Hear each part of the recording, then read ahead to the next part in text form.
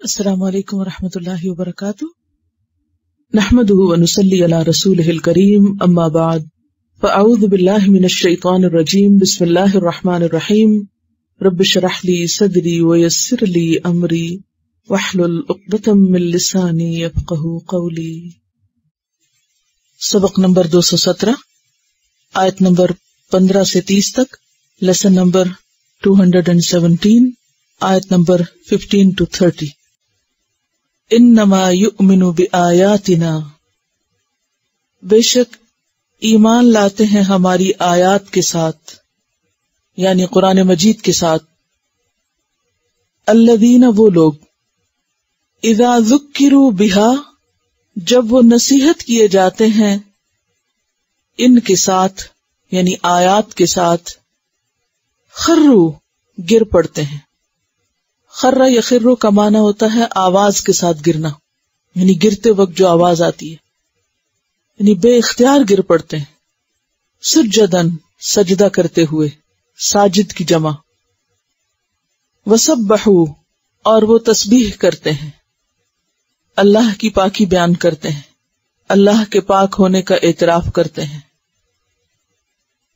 بحمد ربہم، اپنے رب کی حمد کے ساتھ، شکر کے ساتھ۔ وَهُمْ لَا يَسْتَكْبِرُونَ، اور وہ تکبر نہیں کرتے۔ یہاں پر اس شخص کی بات کی جا رہی ہے یا ان لوگوں کی بات کی جا رہی ہے جو قرآن پر واقعی ایمان لاتے ہیں۔ وہ کون ہوتے ہیں؟ الذین اذا ذکروا بہا، کہ انہیں جب اس قرآن کی کوئی آیت سنا کے، کوئی بات بتا کے نصیحت کی جاتی ہے یا دہانی کرائی جاتی ہے تو وہ تکبر نہیں کرتے، آگے سے اکڑتے نہیں، انکار نہیں کرتے، بلکہ اس کے برعکس فوراً جھک جاتے ہیں، اور جھکنے میں دیر نہیں لگاتے، یوں جھکتے ہیں جیسے گر پڑے ہوں بے اختیار ہو کر۔ اور ان کا یہ گرنا ایک طرح کا سجدہ ہوتا ہے، اللہ کے خوف سے گرتے ہیں، اللہ کی بڑائی کا اعتراف کرتے ہوئے گرتے ہیں۔ اور پھر ان کا یہ سجدہ محض خالی خولی سجدہ نہیں ہوتا، بلکہ اس سجدے میں اللہ کی تسبیح ہوتی ہے اور اللہ کا شکر ہوتا ہے۔ یعنی ان کا ایمان اس درجے کا ہوتا ہے کہ اللہ کے حکم پر اعتراض تو دور کی بات، یا اللہ کے حکم پر کسی قسم کی حجت بازی تو بہت دور کی بات، فوراً ہی سرنڈر کر دیتے ہیں، اور پھر اس بات کا اعتراف کرتے ہیں کہ اللہ ہر عیب سے پاک ہے، وہ ہمیں کوئی ایسا حکم نہیں دے سکتا کہ جو ہمارے لیے باعث نقصان ہو۔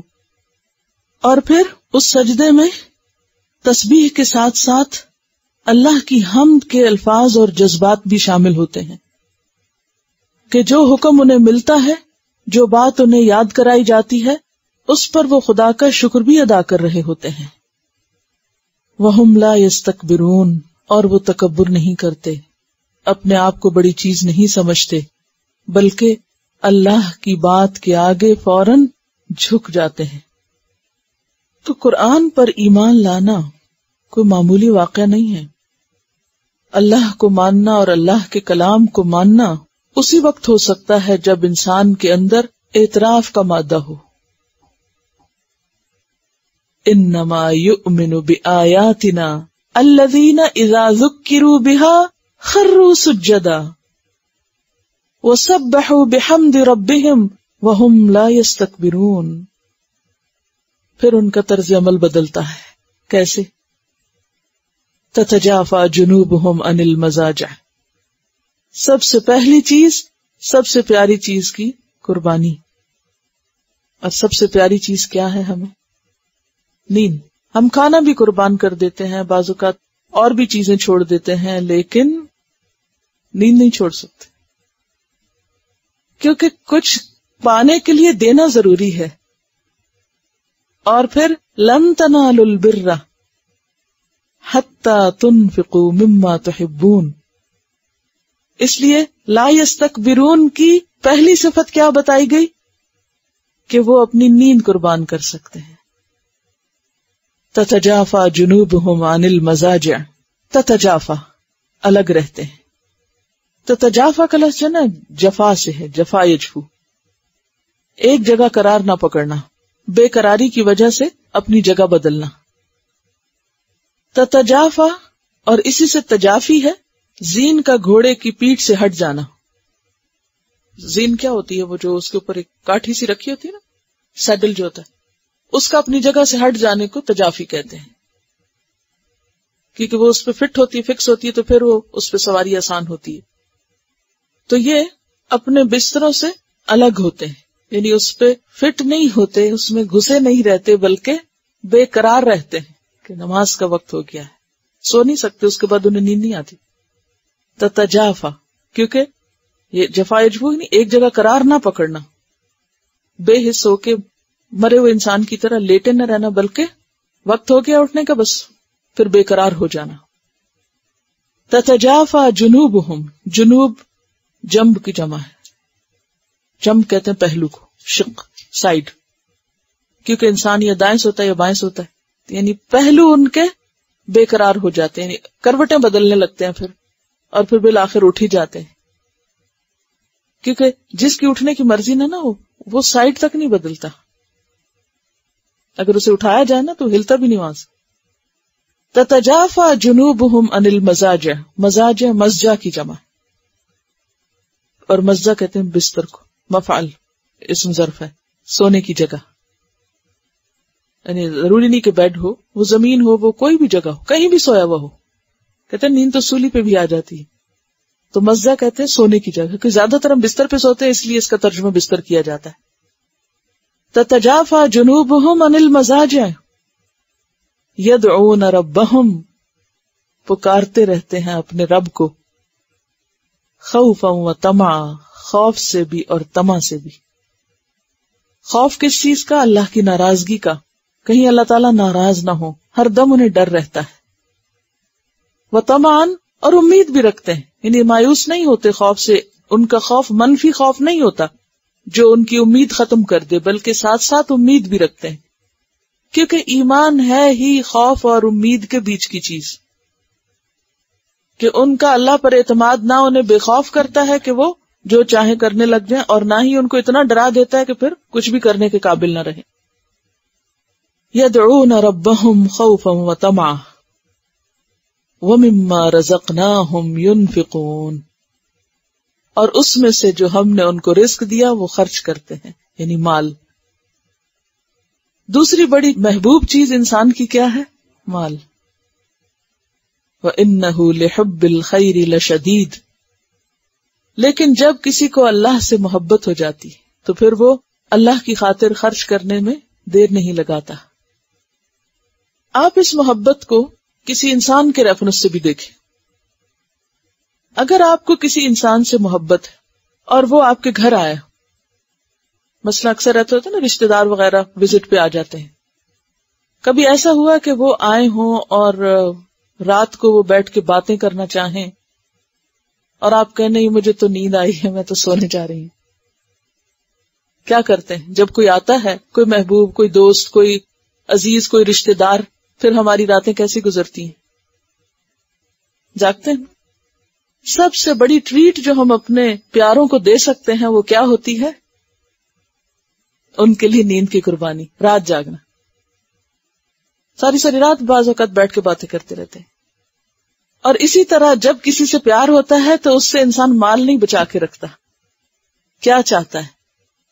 اپنی سب سے پیاری چیز اس کو دوں تاکہ وہ خوش ہو جائے.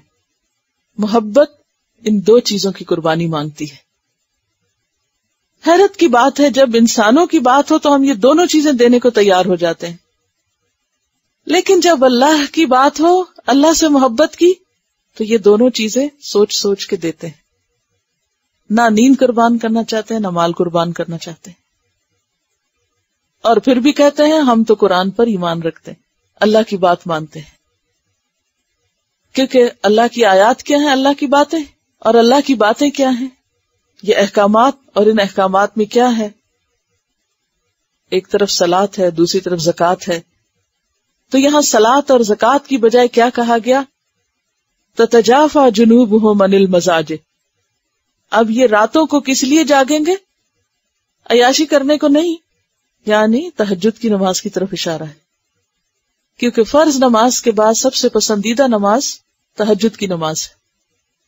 اگرچہ براہ راست یہاں صلاۃ کا ذکر نہیں آیا، لیکن آگے جو ہے نا یدعون ربہم، رات کے پچھلے پہر کی دعائیں، وہ بھی قبولیت کی گھڑیاں ہوتی ہیں اور بہترین دعائیں ہوتی ہیں، اور اس وقت انسان تنہائی میں اپنے رب کو خوب پکار سکتا ہے، تو یہاں اس کی طرف اشارہ ہے۔ کس قدر تم پہ گراں صبح کی بیداری ہے، ہم سے کب پیار ہے، ہاں نیند تمہیں پیاری ہے۔ تہجد کے لیے کیا اٹھنا، اکثریت فجر کے لیے بھی نہیں اٹھتی، اور خاص طور پر جب راتیں چھوٹی ہوں۔ اٹھنا تو کیا، خود اٹھنا تو دور کی بات، کوئی اور اٹھائے اور بار بار اٹھائے تو بھی ہم اٹھنے کا نام نہیں لیتے۔ کس قسم کی محبت ہے، کس قسم کا قرآن ہم پڑھتے ہیں، کس بات پر ایمان ہے ہمارا؟ ایمان لانے والے تو بے چین ہو اٹھتے ہیں کہ نہیں، اگر میری فجر کی نماز رہ گئی تو میں تو اللہ کی حفاظت کے باہر آ جاؤں گا، میں جیوں گا کیسے؟ کیونکہ وہ جو 2 رکعتیں ہیں فجر کی، وہ بندے کے لیے کیا ہے؟ حفاظت ہے، دن بھر کے لیے حفاظت ہے۔ ہم دنیا میں حفاظت کے لیے کیسی کیسی انشورنس کراتے ہیں، ہر چیز کی انشورنس کرا رکھی ہے ہم نے، اور اس انشورنس کو پے کرنے کے لیے کیسی کیسی قربانیاں ہم کرتے ہیں۔ اس کے لیے ہم نیند کی بھی قربانی کر لیتے ہیں، رات کی بھی شفٹ کر لیتے ہیں، جابز کر لیتے ہیں، کیونکہ اگر جاب نہیں کریں گے تو یہ سب کچھ کہاں سے بھریں گے، اور اگر نہیں بھریں گے تو پھر ہماری انشورنس کہاں ہوگی، گارنٹی کہاں ہوگی، سیفٹی سیکیورٹی کہاں ہوگی؟ لیکن وہ بڑی سیکیورٹی اور وہ بڑی سیفٹی جو اللہ کی طرف سے ہمیں اللہ کی عبادت کے ذریعے ملتی ہے، اس پر یقین ہی نہیں نا۔ تو انما یؤمن بآیاتنا الذین اذا ذکروا بها خروا سجدا، ایمان والے تو اللہ کی بات سنتے ہیں اور اس کو 100% یقین کرتے ہیں، 99% بھی نہیں، 1% بھی شک نہیں ہوتا انہیں ہوتا ہے اللہ نے فرمایا بالکل سچ فرمایا اور ایسا ہی ہوگا، اور اگر میری سمجھ میں نہیں آ رہا تو میری غلطی ہے، لیکن اللہ کی بات سچی ہے، لہذا وہ جھکنے میں دیر نہیں لگاتے، ماننے میں، اور جھکنے سے مراد کے اطاعت، فرما برداری میں دیر نہیں لگاتے۔ وَمِمَّا رَزَقْنَاهُمْ يُنْفِقُونَ میں یہاں زکوٰۃ کا ذکر نہیں کیا گیا، بلکہ جو بھی ہم نے دیا اس میں سے وہ خرچ کرتے ہیں، اور اس میں پھر وسیع معنی آ جاتے ہیں، مال بھی ہے، علم بھی ہے، جو انسان کے پاس ہے، کوئی دنیا کا علم ہے، دین کا علم ہے، کوئی اچھی خیر، یعنی خیر اور بھلائی کے کاموں میں آگے آگے رہتے ہیں، وہ اپنے آپ کو بچا بچا کے نہیں رکھتے۔ فَلَا تَعْلَمُ نَفْسٌ پس نہیں جانتا کوئی شخص، ما اخفی لہم جو چھپا کر رکھا گیا ان کے لیے، چھپا کے رکھا وہ سرپرائز، من قرۃ اعین آنکھوں کی ٹھنڈک میں سے۔ قرۃ یا تو قرن سے ہے یا قرار سے ہے، قرن سے اگر ہو تو مراد ہے ٹھنڈک، کولنس، اور قرار سے ہو تو سکون۔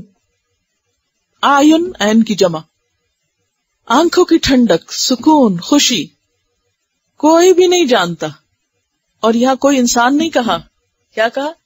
کوئی جان، کوئی نفس، نہ کوئی جن، نہ کوئی فرشتہ، نہ کوئی رسول، نہ کوئی انسان، کوئی بھی نہیں، ٹوٹل غیب میں، پتہ ہی نہیں۔ اور جس چیز کا پتہ ہی نہیں اس کے بارے میں آپ کیا کہہ سکتے ہیں؟ مثلاً اگر آپ نے آم کھایا ہی نہیں تو آپ کو کیا پتا آم کیا ہوتا ہے؟ تو جس نے وہ دیکھا ہی نہیں، اس کو پتہ ہی نہیں کہ وہ کتنی ویلیوبل چیز ہے، جو صرف حجت بازی میں کھو رہے ہیں ہم۔ چھوٹے چھوٹے بیکار کے بہانے بنا کر اللہ کے احکامات سے بھاگنا، اللہ کی آیتوں سے فرار حاصل کرنا کس قدر نقصان کا سودا ہے، اور کس کا نقصان کر رہے ہیں۔ فَلَا تَعْلَمُ نَفْسٌ مَا أُخْفِيَ لَهُمْ، اور پھر یہاں ایک خفی سا اشارہ اس بات کی طرف ہے کہ جو لوگ ریاکاری سے بچ کر صرف اللہ کے لیے کام کرتے ہیں، چھپا کے صرف اس کو خوش کرنے کے لیے، اور کسی سے بھی ذکر نہیں کرتے اپنی نیکیوں کا، تو پھر کیا ہے؟ اللہ بھی ان کے لیے چھپا کے اجر رکھتا ہے، کیونکہ انہوں نے بھی چھپا کے نیکیاں کی۔ ما اخفی لہم، پہلی بات ہے کہ ہم کرتے کم ہیں، دوسری بات ہے کہ تھوڑا سا بھی کر لیں تو اس کا اشتہار زیادہ دیتے ہیں۔ جزاء بما کانوا یعملون، جزا بدلہ ہے، بما کانوا جو بھی تھے وہ، یعملون وہ عمل کرتے، یہ تو اعمال کا بدلہ ہے، یہ جو کر کے آئے ہیں اس کا صلہ ہے کہ جب انہیں نصیحت کی گئی تو جھک گئے، نیند چھوڑنے کو کہا گیا تو چھوڑ دی، کچھ بھی ان سے طلب کیا گیا اللہ کی خاطر دے دیا، اور دینے کے بعد بھلا دیا، تو اللہ نے بھی ان کے لیے پھر وہ کچھ تیار کر رکھا ہے کہ جس کا کوئی آنکھ تصور بھی نہیں کر سکتی. جیسے صحیح مسلم کی روایت ہے، اللہ سبحانہ وتعالیٰ فرماتے ہیں، اور اس کو حدیث قدسی کہا جاتا ہے، جس میں کلام براہ راست اللہ سبحانہ وتعالیٰ کی طرف سے ہو، اعددت لعبادی الصالحین، میں نے اپنے نیک بندوں کے لیے تیار کر رکھا ہے، ما لا عین رأت، جو کسی آنکھ نے دیکھا ہی نہیں. پھر فرمایا افمن کان مؤمنا، کیا پھر وہ جو مومن ہے، وہ جو جھک گیا فوراً سنتے ہی، کمن کان فاسقا، اس کی طرح ہو سکتا ہے جو فاسق ہے؟ کیا مومن اور فاسق ایک جیسے ہو سکتے؟ فاسق کون ہے؟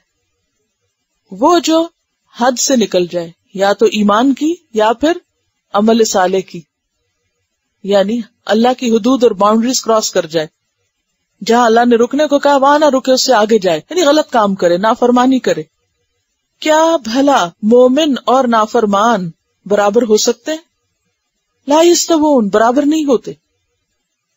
تو مطلب کیا کہنے کا، وہ جو عمل کرتے ہیں اور وہ جو نہیں کرتے وہ ایک جیسے تھوڑی ہوں گے. ہم میں سے ہر شخص جنت کا خریدار ہے، مشتاق ہے، طالب ہے، شوقین ہے، لیکن کیا جنت کی وہ قیمت ہم دے رہے ہیں؟ کیونکہ اللہ تعالیٰ یہاں فرما رہے ہیں کہ جزا ہے جو کر کے آؤ گے اس کی. کیا ہمارے اندر یہ صفات موجود ہے کہ جب اللہ کی بات سامنے آئے تو ہم جھک جائیں، مان جائیں؟ جب کچھ دینے کا مطالبہ کیا جائے تو ہم آگے بڑھ کے دے ڈالیں؟ افمن کان مؤمنا کمن کان فاسقا، تم کیا سمجھتے ہو کہ دونوں ایک جیسے؟ لا یستوون، یہ برابر نہیں ہوتے، ایک کام کرنے والا ایک نہیں کرنے والا. اما الذین آمنوا وعملوا الصالحات، لیکن وہ لوگ جو ایمان لائے اور انہوں نے اچھے کام کیے، فلہم جنات المأوى، پس انہی کے لیے ہے جنت المأوى. جنت المأوى یا تو جنت عدن کی طرح نام ہے جنت کا، ایک خاص جنت کا، یا پھر جنت ٹھکانہ ہے.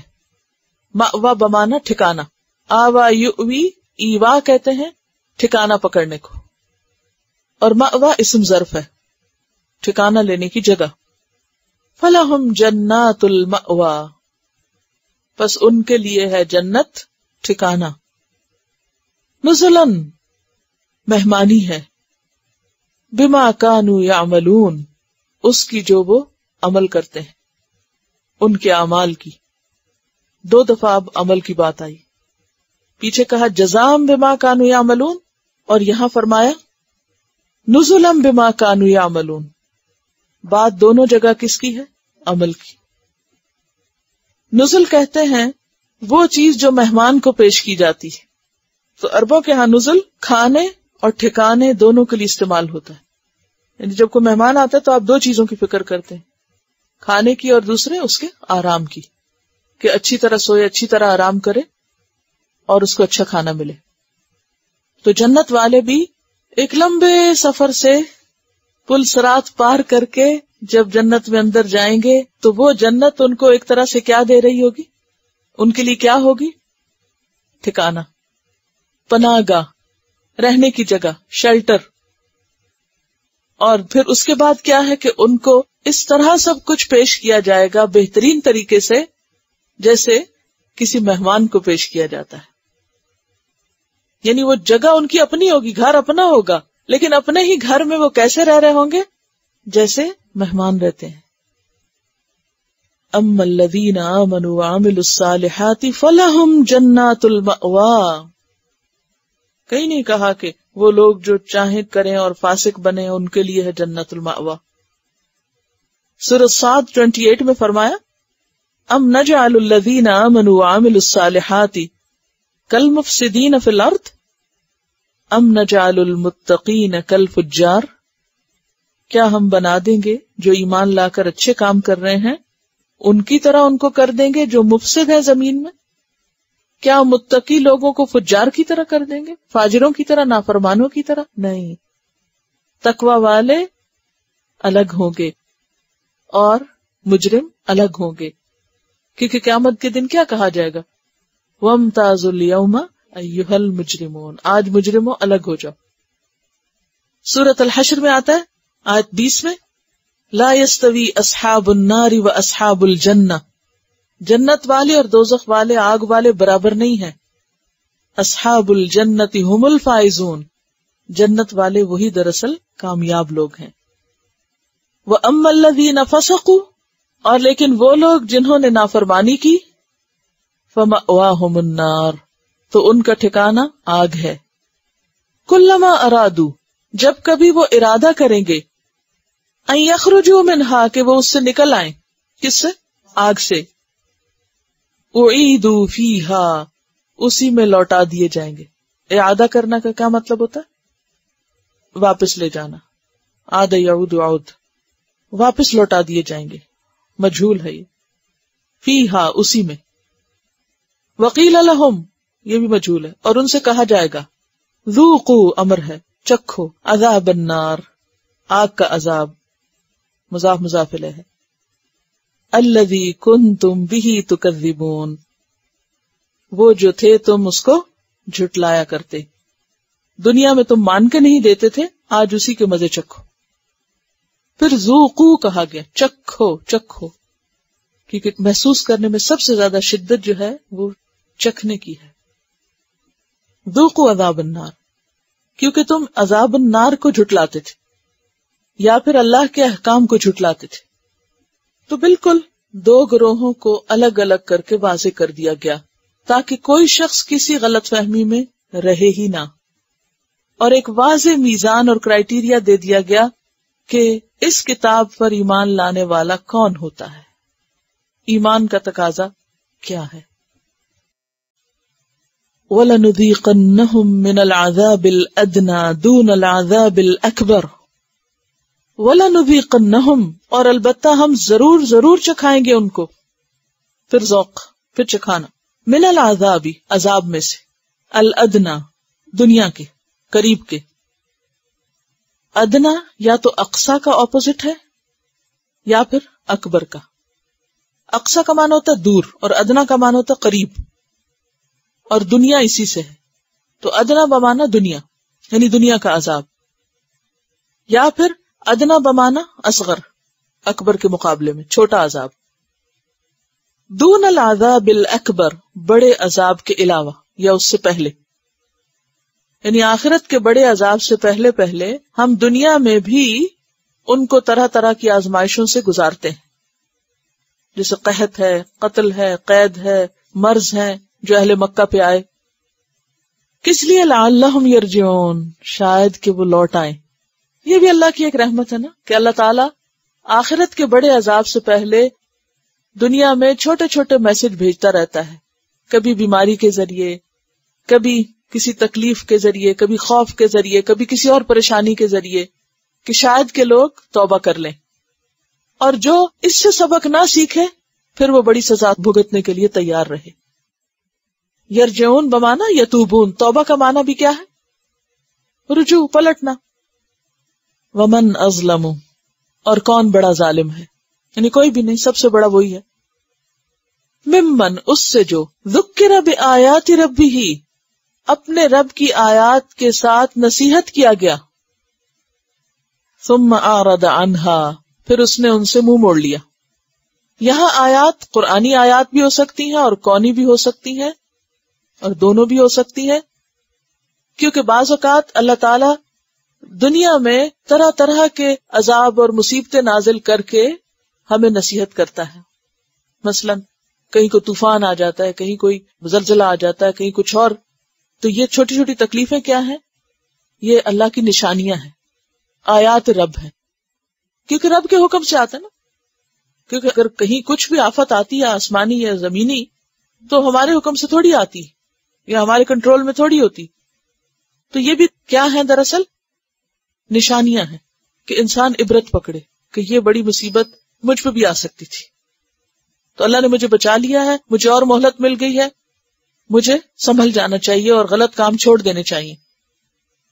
اور پھر قرآن کی آیات جیسے پہلی آیت میں یعنی 15 نمبر آیت میں آیا کہ سب سے بڑا ظالم تو وہ ہے کہ جس کو اس کے رب کی آیات کے ذریعے نصیحت کی جائے تو وہ ان سے منہ موڑ کے چلا جائے، بے رخی برتے، یعنی کولڈ ایٹیٹیوڈ اختیار کرے، پرواہ ہی نہ کرے، گویا اس نے کچھ سنا ہی نہیں، کچھ جانا ہی نہیں، پتہ ہی نہیں اس کو، بالکل انجان بن جائے، اعرض عنہا، چوڑا ہو جائے۔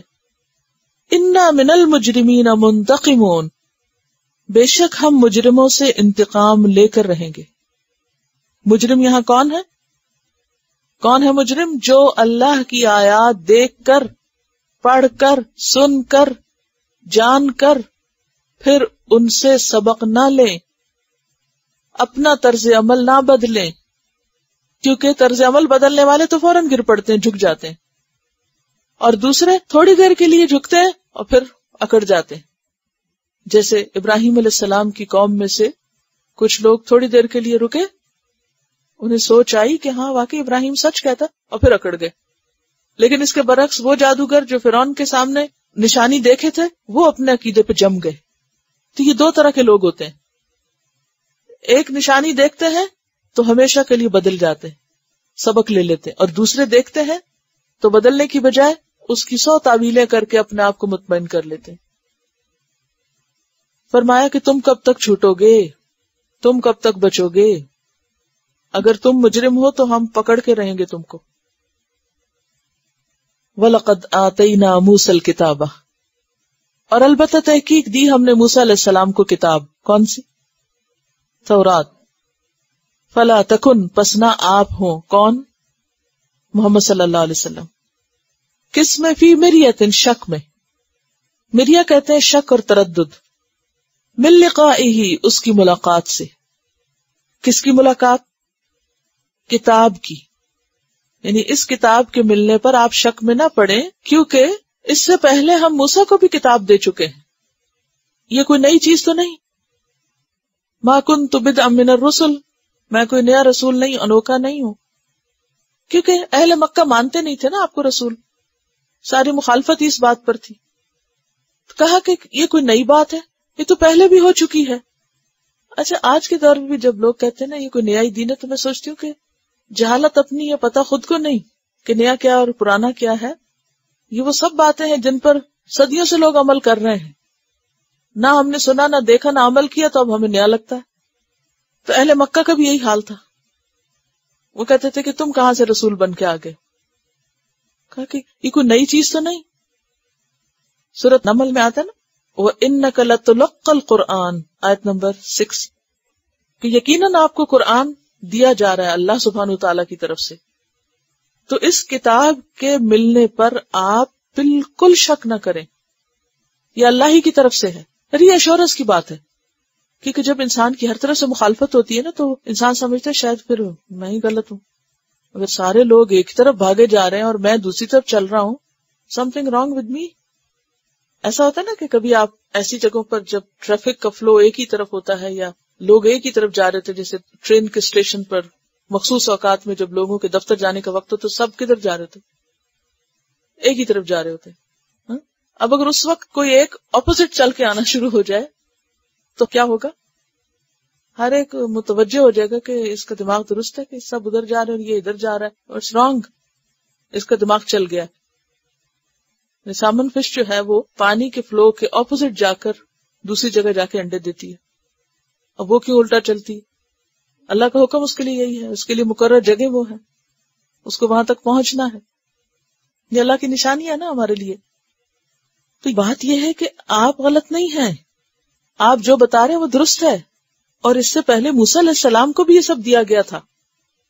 ایک معنی تو اس کا یہ کیا گیا۔ دوسرا، لقائے ہی سے مراد موسیٰ علیہ السلام بھی لیے گئے، کیونکہ آپ صلی اللہ علیہ وسلم معراج پر جب تشریف لے گئے تو وہاں آپ نے موسیٰ علیہ السلام کو دیکھا تھا، ملاقات کی تھی۔ کیسے تھے موسیٰ علیہ السلام؟ ڈسکرپشن یاد ہے کسی کو؟ آپ نے فرمایا رأیت لیلۃ اسری بی موسیٰ علیہ السلام رجلا آدم طوالا جعدا کأنہ من رجال شنوءہ، جس رات مجھے معراج نصیب ہوئی اس رات میں نے موسیٰ علیہ السلام کو دیکھا کہ رجلاً ایک شخص ہے، آدم گندمی رنگ کے، طوالاً طویل، جعدن گھنگریالے بالوں والے، کأنہم من رجال شنوءہ جیسے شنوءہ کے لوگ ہوتے ہیں، ویری ٹال، بہت اسٹرانگ اور گھنگریالے بالوں والے۔ اب ہم نے تو نہیں دیکھا موسیٰ علیہ السلام کو، لیکن نبی صلی اللہ علیہ وسلم نے جو ان کی ڈسکرپشن دی تو اس سے ایک اندازہ ہو سکتا ہے کہ کیا ان کی پرسنالٹی تھی۔ اور آپ ان سے ملے تھے اور انہوں نے کیا کہا تھا آپ سے نمازوں کے بارے میں کہ یہ کم کرائیں جا کے، لوگ نہیں پڑھیں گے، مجھے بہت تجربہ ہے کہ لوگ بات نہیں مانتے۔ تو 50 کی 5 ہوئی تھی۔ انہوں نے تو اس پہ بھی کہا تھا کہ ابھی پھر جائیں، 5 بھی نہیں پڑھیں گے لوگ، لیکن آپ نے فرمایا کہ مجھے اپنے رب سے شرم آتی ہے۔ بہرحال تو ہم نے موسیٰ علیہ السلام کو کتاب دی اور پھر آپ کی ملاقات بھی کرائی، تو آپ اس ملاقات کے بارے میں شک میں نہ ہوں۔ وَجَعَلْنَاهُ اور بنایا ہم نے اس کو کس کو؟ موسیٰ کو، یا پھر موسیٰ کی کتاب کو، ہدن بمانا ہادین۔ پہلے میں بتا چکی ہوں کہ ہادی کو ہدا کیوں کہا جاتا ہے، مبالغے کے لیے۔ لبنی اسرائیل، بنی اسرائیل کی، موسیٰ علیہ السلام کو ہم نے بنی اسرائیل کی ہدایت کے لیے بھیجا تھا، یا کتاب بنی اسرائیل کی ہدایت کے لیے آئی تھی، اور اب ان اہل مکہ کی ہدایت کے لیے آپ کو بھیجا ہے، قرآن کو بھیجا ہے۔ سورۃ بنی اسرائیل کی بھی آیت 2 میں آتا ہے نا، وَآتَيْنَا مُوسَى الْكِتَابَ وَجَعَلْنَاهُ هُدًى لِبَنِي إِسْرَائِيلَ أَلَّا تَتَّخِذُوا مِن دُونِي وَكِيلًا وَجَعَلْنَا مِنْهُمْ أَئِمَّةً اور موسیٰ کے بعد ہم نے ان میں کئی امام پیدا کیے۔ کن میں؟ بنی اسرائیل میں۔ ائمہ امام کی، امام لیڈر کو کہتے ہیں جن کو لوگ فالو کرتے ہیں۔ یہدون بامرنا وہ ہمارے حکم کے ساتھ لوگوں کی رہنمائی کرتے تھے۔ دینی رہنما کا کام کیا ہوتا ہے کہ وہ اللہ کے حکم سنا کر لوگوں کی رہنمائی کرے، اپنی ذاتی خواہشات پہ لوگوں کو نہ چلائے بلکہ اللہ کی بات بتائے۔ تو ان اماموں کی تعریف یہاں کی جا رہی ہے کہ جنہوں نے ہمارے حکم، اور امر سے مراد یہاں یعنی اللہ کے احکام کے ذریعے لوگوں کی رہنمائی کی تھی۔ لما صبروا جب تک انہوں نے صبر کیا۔ بہت ہی زبردست آیت ہے کہ رہنمائی کا کام اس وقت تک ہی ہو سکتا ہے جب تک انسان صبر کرے، اور اگر صبر چھوڑ دے تو پھر گھر بیٹھ رہے، کیونکہ جب انسان کسی کو کچھ بتائے گا تو نتیجہ کیا نکلے گا؟ جب تک آپ اپنی ذات میں ہیں پھر بھی لوگ کچھ نہ کچھ کہتے رہتے ہیں، لیکن جو ہی آپ کسی کو بتانے لگتے ہیں تو لوگ جینا حرام کر دیتے ہیں۔ طرح طرح کی طنز اور طرح طرح کی تنقید، کچھ جائز کچھ ناجائز، اور پھر موسیٰ علیہ السلام کو کتنا تنگ کیا تھا بنی اسرائیل نے، تو سوچیں کہ ان اماموں کو کتنا تنگ کیا ہوگا۔ تو یہدون بامرنا لما صبروا، ہدایت دینا یعنی ہادی کے لیے، لیڈر کے لیے صبر لازمی شرط ہے۔ جو صبر نہ کر سکے وہ سٹینڈ نہیں کر سکتا۔ فرمایا جب تک صبر کرتے رہے وہ یہ کام کرتے رہے، کیونکہ وَأْمُرْ بِالْمَعْرُوفِ وَانْهَ عَنِ الْمُنْكَرِ وَاصْبِرْ عَلَىٰ مَا أَصَابَكَ۔ اور صبر کا کیا معنی ہوتا ہے؟ باندھنا، ثابت رہنا، باندھنا، اپنے آپ کو باندھ کے رکھنا، اپنے جذبات کو، اپنے غصے کو، اپنے غم کو باندھ کے رکھنا، یعنی بے محابہ اس کا استعمال نہیں کرنا۔ کیونکہ اگر انسان بات بات پہ برسنا شروع کر دے، غصہ کرنا شروع کر دے، تو نتیجہ کیا ہوگا؟ سب بھاگ جائیں گے، رہنمائی کس کی کریں گے؟ وَكَانُوا بِآيَاتِنَا يُوقِنُونَ اور ان ائمہ کی خصوصیت کیا تھی کہ وہ ہماری آیتوں پر یقین رکھتے تھے۔ تو لیڈر کے لیے کنوکشن کا ہونا بہت ضروری۔ اگر آپ خود کنونس نہیں تو آپ کسی اور کو کیا بتائیں گے؟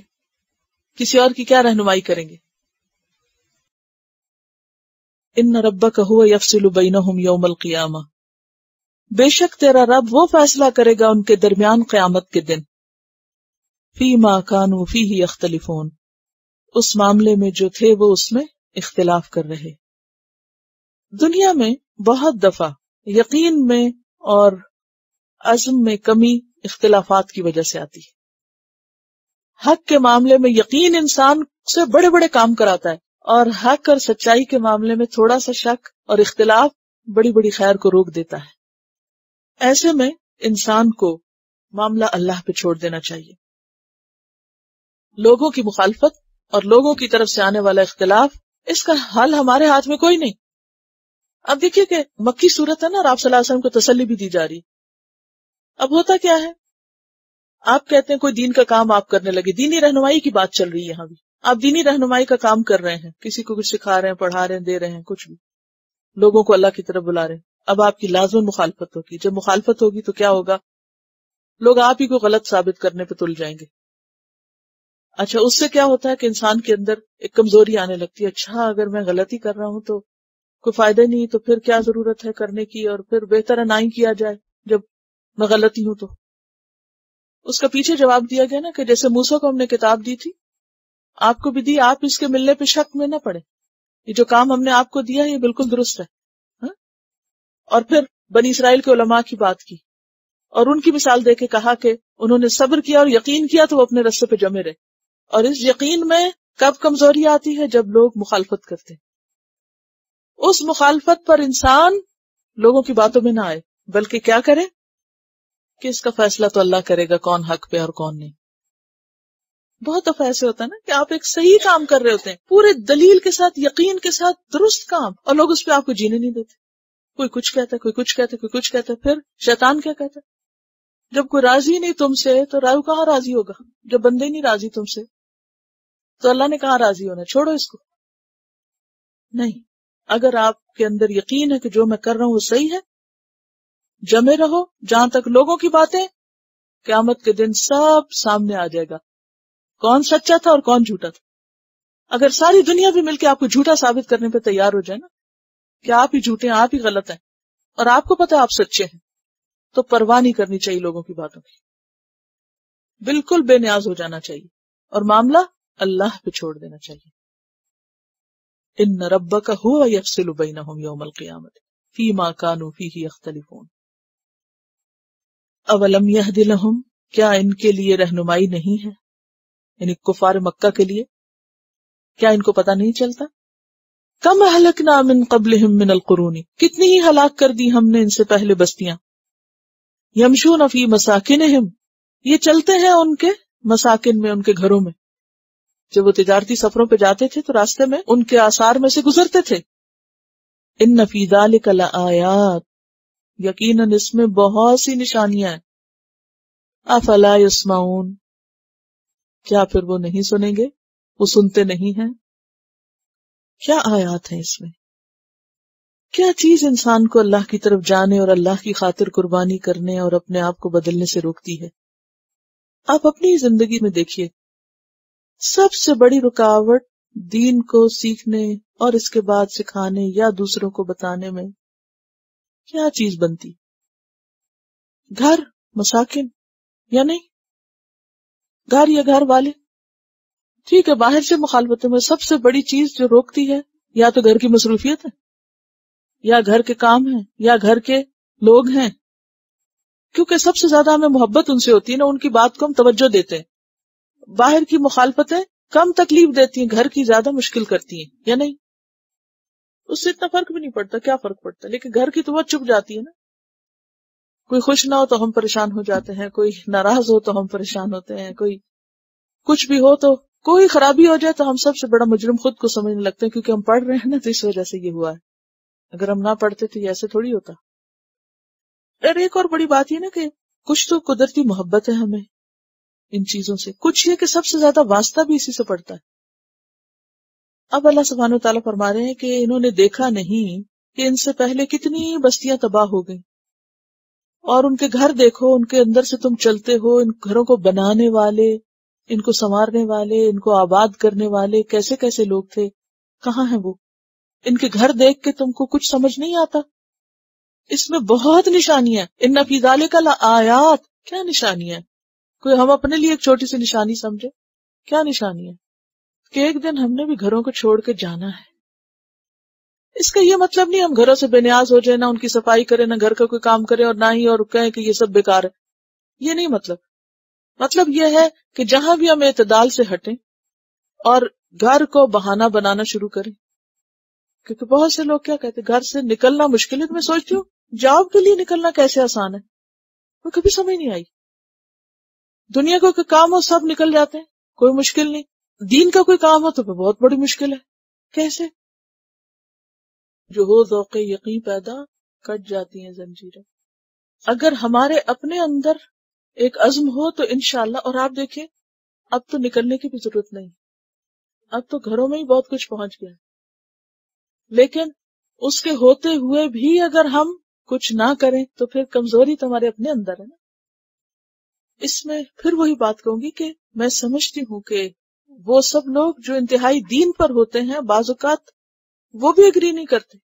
ایسا نہیں ہے کہ جو لوگ دین پر نہیں یا وہ سمجھتے نہیں، بعض اوقات دین پہ ہوتے ہوئے بھی نہیں اگری کرتے کہ وہ بچوں کو دین کے لیے نکلنے دیں یا خود دین کے لیے کچھ کریں، یا وہ کہتے ہیں بس اتنا کافی نہیں ہے کہ ہم خود کر رہے ہیں. بالکل کافی ہے کہ آپ خود کر رہے ہیں، لیکن اگر سارے خود کے لیے کرتے رہیں تو رہنمائی کون کرے گا؟ دوسروں کو کون بتائے گا؟ اگر ہم میں سے ہر ایک یہ سوچے میرے بچے، تو باقی لوگوں کے بچوں کو کیا ہوگا بتائیے. کسی کو تو قربانی کرنی پڑے گی نا. میں یہ نہیں کہتی کہ ہر کوئی گھر چھوڑ دے اور ہر کوئی گھروں کی ساری قربانی کر دے، لیکن یہاں بات ہو رہی ہے خاص کانٹیکسٹ میں، اور وہ کیا ہے؟ رہنمائی کرنے والوں کا کردار، دینی لیڈرشپ، جو اپنی ذات سے آگے بڑھ کر دوسروں کے لیے بھی چراغ بننا چاہے گا، اس کو قربانی بڑی کرنی پڑے گی. آپ صلی اللہ علیہ وسلم نے اہل مکہ سے کہا تھا میں ایک کلمہ تمہیں بتاتا ہوں، تم عرب و عجم کے سردار بن جاؤ گے. انہوں نے کہا یہ تو بہت ہی اچھا ہے، لیکن جب آپ نے کہا لا الہ الا اللہ کہو، کہنے لگے نہیں یہ نہیں ہم کہہ سکتے. کیوں؟ ہمیں ڈر ہے کہ ہم دنیا میں اچک لیے جائیں گے. اللہ تعالیٰ نے فرمایا کیا ان کے لیے نشانی نہیں کہ لوگ آس پاس میں اچکے جاتے ہیں اور حرم ان کے لیے امن کی جگہ ہے. کہتے ہیں نا ان نتبع الہدی نتخطف من ارضنا، ہمیں یہ سب کچھ چھوڑنا پڑے گا. یہاں اسی کا جواب دیا جا رہا ہے کہ جنہوں نے نہیں چھوڑا تھا پھر ان سے چھڑا لیا گیا نا. یہ بستیاں اور یہ آثار دیکھو، یہ مساکن دیکھو، اس میں بہت بڑی بڑی نشانیاں ہیں تمہارے لیے کہ سب کو ایک دن دنیا چھوڑنا ہے. اور یاد رکھے وہ شخص جس کو دین کے لیے کچھ قربانی کرنی پڑے تو کبھی اپنے آپ کو مظلوم نہ سمجھے کہ مجھ پہ بہت بڑا ظلم ہو رہا ہے. سوکھا لقمہ اندر گزارتے ہوئے آنسو نہ آئے کہ گھر ہوتے تو اچھے کھانے پکاتے. اولم یرو، کیا انہوں نے دیکھا نہیں، انا نسوق الماء الی الارض الجرز، انا نسوق الماء، کہ ہم ہانک لاتے ہیں پانی کو. ساقہ یسوق سیاقہ کہتے ہیں ڈرائیونگ کو. الی الارض الجرز، بنجر زمین کی طرف. جرز وہ زمین جو ہو تو زرخیز لیکن پانی نہ ہونے کی وجہ سے بنجر ہو گئی ہو، چارہ وغیرہ ختم ہو گیا اس پر، یا یہ کہ بکری وغیرہ نے کھا کے اس کو بنجر کر دیا ہو. جیسا آتا ہے نا سورۃ کہف میں وَإِنَّا لَجَاعِلُونَ مَا عَلَيْهَا صَعِيدًا جُرُزًا. اب اللہ تعالیٰ بنجر زمین کی مثال دیتے، دیکھو وہ زمین جو بنجر پڑی ہوتی ہے پھر کیا ہوتا ہے، فَنُخْرِجُ بِهِ زَرْعًا، پھر ہم اس میں کھیتی اگا دیتے ہیں، بارش کے چھینٹے پڑتے ہیں سبزہ اگاتا ہے. تَأْكُلُ مِنْهُ أَنْعَامُهُمْ، کھاتے ہیں اس میں سے ان کے جانور، مویشی جانور. وَأَنفُسُهُمْ، اور ان کے اپنے نفس یعنی خود بھی، یعنی اس زمین میں ان کے لیے طرح طرح کے پھل اور کھانے وغیرہ اگتے ہیں جس سے وہ اپنا پیٹ بھرتے ہیں. افلا یبصرون، کیا پھر نہیں وہ دیکھتے نہیں رہتے، نظر نہیں آتا. اللہ کی قدرت بتائی جا رہی. بنجر زمین، خشک زمین کس بات کا سمبل ہے؟ کس زمین میں کوئی خیر نہیں، مایوسی، پریشانی، موت، اگے گا نہیں کچھ، کیا کریں گے، کھائیں گے کہاں سے. تو کبھی کبھی اللہ کے راستے میں چلتے ہوئے کیا ہوتا ہے، انسان کو یوں لگتا ہے جیسے ہر چیز ختم ہو گئی ہے، زمین بنجر ہو گئی، نہ کوئی سننے والا ہے، نہ کوئی کچھ بھی نہیں. مکہ کی زمین ایسے ہی ہو گئی تھی مسلمانوں کے لیے، کچھ بھی نہیں تھا وہاں ان کے لیے. ان کے ساتھ لین دین چھوڑ دیا گیا، رشتہ داریاں، شادی بیاہ، ہر چیز بائیکاٹ کر دیا گیا کہ تم نے ہمارا دین کیوں چھوڑا. اب یہ ایسا وقت تھا نا کہ جس میں بہت ڈر ہوتا ہے مایوس ہونے کا لوگوں کو. تو اللہ تعالیٰ نے کیا فرمایا، دیکھتے نہیں ہو کتنی زمینیں خشک بنجر پڑی ہوتی ہیں، پھر کیا ہوتا ہے، ہم بادل لاتے ہیں، بارش برساتے ہیں اور طرح طرح کے پھل پھول نکل آتے ہیں، جانور بھی کھاتے ہیں، انسان بھی کھاتے ہیں، نظر نہیں آتا، دیکھتے نہیں اپنی آنکھوں سے یہ سب کچھ ہوتا ہے.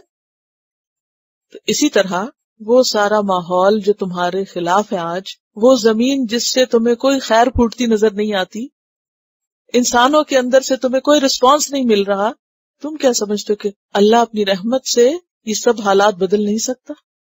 سب تبدیل ہو جائے گا. غلبت الروم، پھر وہم من بعد غلبہم سیغلبون، پھر للہ الامر من قبل ومن بعد ویومئذ یفرح المؤمنون۔ مایوسی کی کیا ضرورت ہے اس زمین پر؟ روز تو ہم یہ نظارے دیکھتے ہیں یعنی کس نے دیکھا ہے یہ منظر؟ سردیوں میں کیسی تھی زمین، اور آج آپ باہر سے آ رہے ہوتے ہیں جب تو نظر ہٹانے کو دل نہیں چاہتا۔ صرف سبزہ نہیں، پھول اتنے ہیں گھاس پر کہ سبزہ نظر نہیں آتا۔ یہ کیا اللہ کی قدرت نہیں؟ صرف چند مہینے پہلے یہاں گھاس جلی پڑی تھی اور اب وہ اتنی خوبصورت ہو گئی زمین۔ کس نے کیا یہ سب کچھ؟ ہم نے تو کچھ نہیں کیا اس میں۔ اور اگر اللہ بارش نہ برسائے تو اتنے بڑے ایریے کو کون پانی لگا سکتا ہے اتنا کچھ اگانے کے لیے؟ یہ سب نشانیاں ہم دیکھتے ہیں، تو اس زمین پر مایوس ہونے کی ضرورت نہیں ہے۔ سب کچھ اللہ کے ہاتھ میں، سب اس کے اختیار میں۔ آج اگر حالات موافق نہیں تو کل اسی زمین سے خیر پھوٹ سکتی ہے، بے تحاشا خیر۔ مومن کا کام کیا ہے؟ ہر حال میں پر امید رہے اور جو اس کی ڈیوٹی ہے وہ پوری کرتا رہے۔ وَيَقُولُونَ مَتَىٰ هَٰذَا الْفَتْحُ، بندہ ہے نا بے صبرا، کہتے ہیں فتح کب آئے گی، کامیابی کب ہوگی، ان کنتم صادقین۔ اور یہاں فتح فیصلے کے معنوں میں بھی، اگر تم سچے ہو تو پھر تمہیں کامیابی کیوں نہیں ہو رہی؟ یا یہ کہ فیصلہ ہو جانا چاہیے کون سچا کون جھوٹا ہے، کون صحیح ہے کون غلط ہے۔ قل یوم الفتح، کہہ دیجئے فتح کا دن، لا ينفع الذین کفروا، نہ نفع دے گا ان لوگوں کو جنہوں نے کفر کیا۔ یہ کون سا دن ہے فتح کا دن یا فیصلے کا دن؟ دو معنی اس کے کیے گئے، ایک تو قیامت کا دن ہے جو ڈیفینیٹلی فیصلے کا دن ہے، اس دن سب فیصلے ہو جائیں گے، اور دوسرا یوم بدر یا فتح مکہ کہ کامیاب کون ہے۔ اور اس دن چاہے دنیا کا دن ہو یہ یا آخرت کا دن، دونوں صورتوں میں لا ينفع الذین کفروا ایمانہم، ان کا ایمان لانا ان کو فائدہ نہ دے گا۔ اب فتح مکہ کا دن تو بہت سے لوگ مسلمان ہوئے تھے اور ان کا ایمان قبول بھی ہوا تھا، لیکن بدر کے دن بہت سے مارے گئے تھے، تو مرتے وقت اگر کسی نے کلمہ پڑھا تو وہ فائدہ نہ دے گا۔ اور قیامت کا دن اگر ہو تو ڈیفینیٹلی وہاں تو کسی کا ایمان لانا بالکل فائدہ نہ دے گا۔ ولا ہم ینظرون، اور نہ وہ مہلت دیے جائیں گے، یعنی توبہ کی یا معذرت کی توفیق نہ دی جائے گی ان کو، یا موقع نہ دیا جائے گا۔ کیونکہ سورۃ غافر میں بھی آتا ہے نا 85 میں، فَلَمْ يَكُ يَنْفَعُهُمْ إِيمَانُهُمْ لَمَّا رَأَوْا بَأْسَنَا سُنَّتَ اللَّهِ الَّتِي قَدْ خَلَتْ فِي عِبَادِهِ وَخَسِرَ هُنَالِكَ الْكَافِرُونَ۔ یعنی وہ کہتے تھے نا کہ اگر تم سچے ہو تو پھر کیا ہونا چاہیے، تمہاری سچائی دنیا میں ثابت ہونی چاہیے، تمہیں کامیاب ہونا چاہیے۔ اب دیکھیں نا ذرا مکہ کے اس ماحول کا اندازہ لگا کے ذرا سوچئے کہ جہاں ایمان والوں کو طرح طرح کی مخالفت کا سامنا تھا اور ہر طرف سے ان کو برا بھلا کہا جا رہا تھا اور قید کیا جا رہا تھا اور مارا جا رہا تھا اور بائیکاٹ کیا جا رہا تھا، یعنی مخالفت کی انتہا ہو گئی تھی۔ تو اس پر لوگوں کو موقع مل گیا باتیں بنانے کا کہ اگر یہ سچے ہوتے، اللہ کی مدد ہوتی ان کے ساتھ، تو یہ حال تھوڑی ہوتا۔ تھوڑی دیر کے لیے آپ سوچیں نبی صلی اللہ علیہ وسلم پر کیسی کیسی آزمائشیں گزری۔ مجھے تو کبھی شیب ابی طالب کا جو واقعہ ہے، اور 1-2 دن نہیں 3 سال کا واقعہ ہے، تو سمجھنے میں مجھے مشکل ہوتی ہے۔ اس لیے نہیں کہ ویسے سمجھ نہیں آتا، اس لحاظ سے سمجھنے میں مشکل ہوتی ہے کہ آپ اللہ کے محبوب ہیں، آپ حق لائے ہیں، حق آپ کے پاس ہے، اور قوم 40 سال سے آپ کو پہچانتی ہے، صادق اور امین ہے، ہر ایک کے لیے خیر خواہ ہیں، اور پھر آپ کو اپنے گھر سے نکال کے وہ پہاڑوں میں چھوڑ دیا گیا، اور آپ کے ساتھ آپ کے اہل خانہ بھی اور اہل ایمان بھی، اور بچے چھوٹے چھوٹے جو رو رہے ہیں بلک رہے ہیں، نہ وہاں کھانے کو نہ پینے کو ہے، پتے کھا کے لوگ گزارا کر رہے ہیں، 1 دن نہیں 2 دن نہیں 3 سال تک، اور آپ کے رشتہ دار موجود ہیں، ماضی کے دوست موجود ہیں، لیکن کوئی مدد کر نہیں سکتا۔ تو کیا سوچتے نہیں ہوں گے لوگ کہاں ہے اللہ کی فتح، کہاں ہے اللہ کی مدد؟ تم تو اللہ کے رسول کہتے ہو خود کو، اور تم تو اہل ایمان اپنے آپ کو بہت نیک سمجھتے ہو، اگر تم اچھے ہو سب تو پھر تمہارے حق میں کیوں نہیں فیصلہ ہو جاتا؟ تو بات یہ ہے کہ اللہ کے اپنے طریقے ہیں، وہ انسان کو مختلف راہوں سے گزارتا ہے۔ اب دیکھیے وہ جو بنی اسرائیل کے لیڈرز کی بات ہے نا، وہاں یقین کی بات ہے۔ یقین کب پتہ چلتا ہے کسی کا کہ کتنا پکا ہے؟ عام حالات میں نہیں پتہ چلتا، صرف آزمائش کے وقت پتہ چلتا ہے کون کتنا سچا اور کون کتنا پکا ہے۔ جو مشکلات میں ہوتے ہوئے قائم رہتا ہے نا، وہ پھر کسی بھی چیز سے نہیں پھسلتا، وہ ہر حال میں اس دین کو پکڑے رکھتا ہے. یہی وہ لوگ تھے نا پھر جنہوں نے دنیا بھر میں جا کر اللہ کے دین کو پھیلایا اور ہر طرح کی مشقتیں برداشت کی. میں کبھی صحابہ کرام کے بارے میں پڑھتی ہوں، مجھے اتنی حیرت ہوتی ہے کہ ان میں سے وہ لوگ تھے کہ جو ایک محدود سی زندگی گزار رہے تھے اور انہوں نے کبھی اپنے ملک سے باہر نکل کر نہیں دیکھا. پھر یہ وہ لوگ ہیں کہ جو ایسے ایسے علاقوں میں جہاد کے لیے گئے کہ جہاں پر برفیں ہی برفیں تھیں اور جہاں کھانے اور پینے اور زندگی کی ہر چیز ہی فرق تھی. اور ایک سفر تھا جس میں پہلی دفعہ انہوں نے چاول دیکھے تھے. ان کو یہ نہیں پتا تھا کہ چاول کیا چیز ہوتی ہے، کیونکہ اس علاقے میں کبھی نہ اگتے تھے، نہ وہ امپورٹ کرتے تھے، نہ کھاتے تھے. اور جب ان کو ملے، ان کے پاس کھانے کچھ نہیں تھا، ان کا کہ یہ کھاتے ہیں، لیکن ایک نے پہلے ٹرائی کیا کہ ہم دیکھیں تو صحیح کہ کھا کے مر ہی نہ جائیں. تو یہ وہ لوگ تھے کہ پھر جنہوں نے اپنی مرضی اور اپنے مزاج اور اپنے موڈ کے خلاف ہر چیز برداشت کی اللہ کے راستے میں. یہ وہاں رہ کے پکے ہوئے تھے نا. ہمارے حال کیا ہے کہ ہم چھوٹی سی چیز ہماری مرضی کے خلاف ہو جائے تو کئی دن تک ہمیں اپنے آپ کو سنبھالنا مشکل ہو جاتا ہے. مرضی کے خلاف کھانے کو ہو، مرضی کے خلاف رہنے کو ہو، مرضی کے خلاف کچھ، تو ہم نالاں ہو جاتے ہیں کیونکہ سختی دیکھی نہیں. تو اس میں بڑی حکمت تھی اللہ کی کہ انہیں مشکلات سے گزارا اور کہا کہ فتح کا دن تو قریب ہے، اور یہ اگر فتح مانگتے ہیں تو فتح جب آئے گی تو پھر ان کو فائدہ نہیں ہوگا. فَأَعْرِضْ عَنْهُمْ، ان سے اعراض برتو، ان کی باتوں کی پرواہ نہ کرو، توجہ ہی نہ کرو، کنارہ کشی کرو، جیسے سورۃ انعام میں آتا ہے نا وَأَعْرِضْ عَنِ الْمُشْرِكِينَ وَانتَظِرْ، اور انتظار کرو. انہم منتظرون، یہ بھی تو انتظار کر رہے ہیں. کس بات کا انتظار کرتے تھے؟ فیصلے کے دن کا نہیں. آپ صلی اللہ علیہ وسلم شاید فوت ہو جائیں یا آپ قتل کر دیے جائیں یا کسی طرح یہ جان چھوٹ جائے اور یہ سارا قصہ پاک ہو جائے اور یہ جو ہمارے معاشرے میں ان کی وجہ سے ہلچل مچی ہوئی ہے اور بے چینی ہے وہ سب کچھ ختم ہو جائے. وہ آپ کو بہت بڑی وجہ قرار دیتے تھے نا اپنے معاشرے میں بدامنی کی، کہ ہم اچھے بھلے خوشحال رہ رہے تھے، انہوں نے آ کر گھر گھر میں فساد کریٹ کر دیا، ڈسٹربنس پیدا کر دی. وہ کہتے تھے نا سورۃ الطور میں بھی آتا ہے ام یقولون شاعر نتربص به ریب المنون قل تربصوا فانی معکم من المتربصین. وہ انتظار کرتے تھے کب ان پہ موت آئے گی. کہا میں بھی انتظار کر رہا ہوں، تم بھی انتظار کرو، میں بھی کرتا ہوں. تو اس سخت کشمکش میں، مکی دور کے درمیانی دور کی صورت ہے نا، سخت کشمکش کے وقت کیا کہا گیا؟ ان کی باتوں کی پرواہ نہ کرو. فَأَعْرِضْ عَنْهُمْ وَانتَظِرْ إِنَّهُمْ مُنتَظِرُونَ. یہ کبھی نہیں ہو سکتا کہ فیصلہ حق کے مطابق نہ ہو اور اللہ ایمان والوں کی مدد نہ کرے. مدد ضرور آتی ہے لیکن صبر کے ساتھ. وَعْلَمْ أَنَّ النَّصْرَ مَعَ الصَّبْرِ. اصل میں تو وہ انہی کے اوپر ہے کہ مرتے وقت ان کو ایمان کا فائدہ نہیں ہوگا، جیسے فرعون نے کہا تھا نا حَتَّى إِذَا أَدْرَكَهُ الْغَرَقُ قَالَ آمَنْتُ أَنَّهُ لَا إِلَهَ إِلَّا الَّذِي آمَنَتْ بِهِ بَنُو إِسْرَائِيلَ وَأَنَا مِنَ الْمُسْلِمِينَ. سورۃ یونس آیت 90 اور 91 میں تو اللہ تعالیٰ نے فرمایا الآن وقد عصیت قبل وکنت من المفسدین، یعنی موت کے دن یا قیامت کے دن اگر کوئی ایمان لانا چاہے گا تو اس کا ایمان لانا اس کو کوئی فائدہ نہ دے گا. سب کچھ گزر گیا اور ہر ایک نے اپنا اپنا عمل سمیٹ لیا. اور دنیا میں بھی اللہ تعالیٰ دکھا دیتا ہے. ابراہیم علیہ السلام کو آگ سے کس نے نکالا تھا؟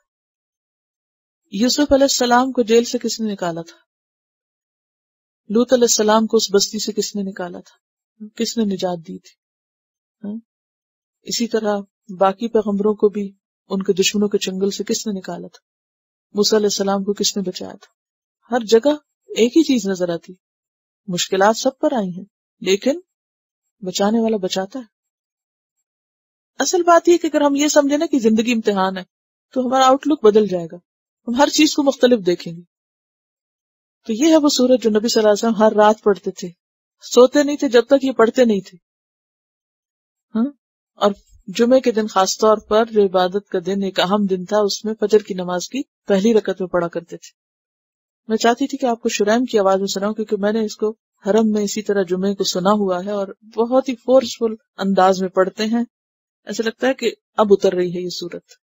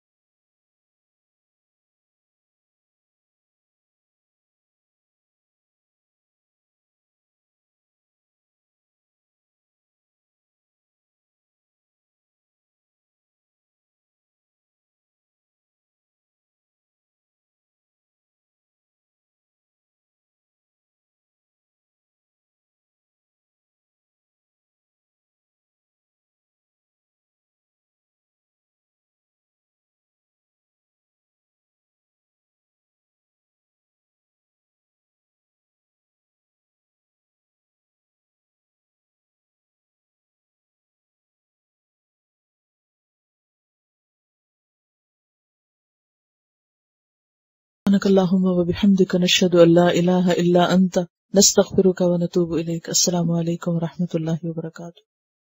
Quran vocabulary 100%. The best application to understand Quran. Study with flashcards. Word list. Learn 25% of Quran vocabulary in 7 days. Multiple MCQs to practice and test vocabulary. Single choice. Multiple choice. True, false. Bookmark difficult words. Study wrongly answer words. Test your skills. 12 essential grammar lessons at Learn Quranic Grammar. You can select number of word to study from bookmarks. Select number of times wrongly answered words for study. Test your skills with multiple choice flashcard, true, false, matching words and single choice MCQs.